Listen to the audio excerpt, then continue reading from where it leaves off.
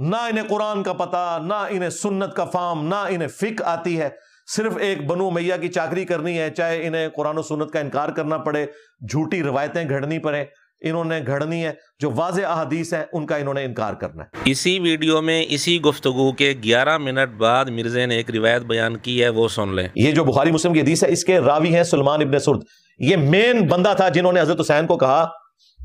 کہ وہ بڑا مر گیا اور اپنے بعد ایک چھوٹا چھوڑ گیا، اور جو لفظ انہوں نے استعمال کیا نا، وہ استعمال کیا جو موسیٰ کے مخالف کے لیے ہم استعمال کرتے ہیں، کہ ایک بڑے والا مر گیا اور اپنے بعد ایک چھوٹا چھوڑ گیا اپنی جگہ۔ اتنے سخت الفاظ جو لفظ انہوں نے استعمال کیا نا،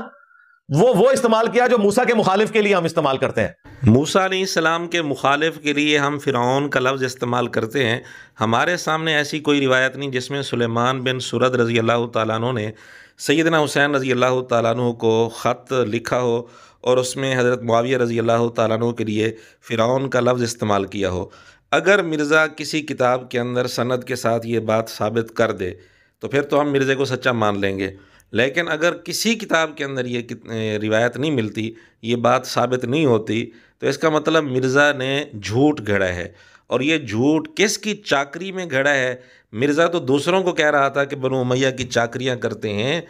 11 منٹ کے بعد مرزا نے کس کی چاکری شروع کر دی، اس کا فیصلہ ہم ناظرین پر چھوڑتے ہیں۔ البتہ تاریخ طبری کے اندر سلیمان بن سرد رضی اللہ تعالیٰ عنہ کا خط موجود ہے جو انہوں نے سیدنا حسین رضی اللہ تعالیٰ عنہ کو لکھا تھا، اور اس میں حضرت معاویہ رضی اللہ تعالیٰ عنہ کے لیے فرعون کا لفظ تو نہیں لیکن دیگر سخت الفاظ موجود ہیں، لیکن اس کی سند میں ایک راوی ہے ابو مخنف لوط بن یحییٰ جو جھوٹا اور رافضی ہے، اور ابو مخنف کا شاگرد یعنی اس سے یہ روایت نقل کرنے والا ہشام بن محمد بن صائب راوی ہے، یہ بھی جھوٹا اور رافضی ہے۔ تو اس روایت کی سند میں 2 راوی جھوٹے اور رافضی ہیں، اور بعض راوی مجہول بھی ہیں، اور سند منقطع بھی ہے۔ علامہ البانی جن کو مرزا محدث اعظم کہتے ہیں، ان کی کتاب ہے سلسلہ ضعیفہ جو عربی والا ہے، اس میں 1730 نمبر روایت کے تحت ابن جوزی کے حوالے سے علامہ البانی نے لکھا کہ ابو مخنف اور کلبی یہ دونوں کذاب راوی ہیں، اور کلبی سے مراد ہشام بن محمد بن صائب کلبی ہے، اور یہ تو ہم نے ایک حوالہ پیش کیا ہے، اور بھی کئی سارے ائمہ محدثین نے ان دونوں راویوں پر سخت جرح کی ہے۔